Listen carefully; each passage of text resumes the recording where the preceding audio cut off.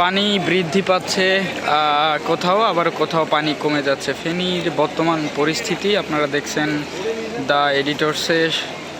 আমি শাহিন রয়েছি এই মুহূর্তে, এবং ফেনীর যে অবস্থা আসলে পানি অধিকাংশ জায়গায় কমে গিয়েছে, তবে নতুন নতুন জায়গায় কিন্তু আবারও প্লাবিত হচ্ছে। এবং আমরা দেখতে পাচ্ছি যে রোডের ওপরে কিন্তু গাছ পড়ে গেছে, মানুষ কোমর পানিতে কিন্তু তারা চলাচল করছে।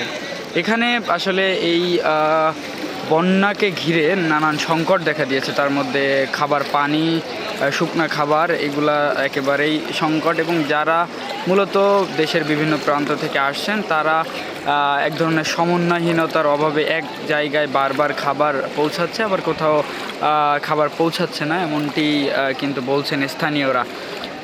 আমরা এই সকাল থেকে ফেনীর বিভিন্ন স্থান ঘুরে দেখছি, এবং ফেনীর যে অবস্থা, সেই অবস্থায় পানিবন্দী হয়ে আছে এখনও লক্ষাধিক মানুষ। আর গতকালও আমরা কয়েকটি লাশ ভাসিয়ে দেওয়ার কথা শুনেছি, কারণ কোথাও কিন্তু মাটি না পাওয়ার কারণে কিন্তু লাশ ভাসিয়ে দেওয়া হচ্ছে।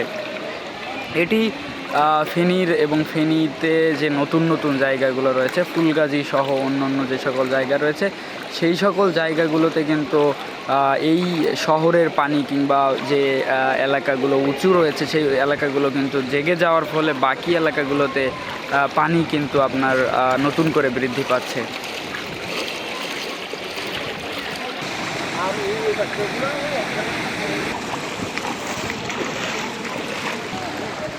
প্রথম দিকে নৌকার ব্যবহার যেমন ছিল, তবে বিভিন্ন স্থানে পানি কমে যাওয়ার ফলে সেই নৌকার ব্যবহার কিন্তু আমরা দেখতে পাচ্ছি অনেকাংশেই কমে গিয়েছে, এবং নৌকা এবং ট্রাক, পিক আপ সহ এ ধরনের যানবাহনের কিন্তু ব্যাপক পরিধি দেখা যাচ্ছে।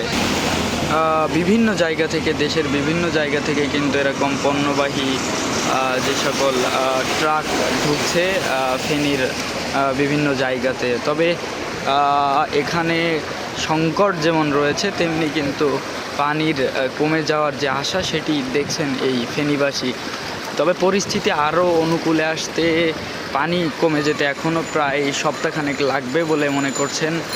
পানির যে কমে যাওয়ার হার, সেটি কিন্তু দেখেই অনুমান করছেন এখানকার বাসিন্দারা।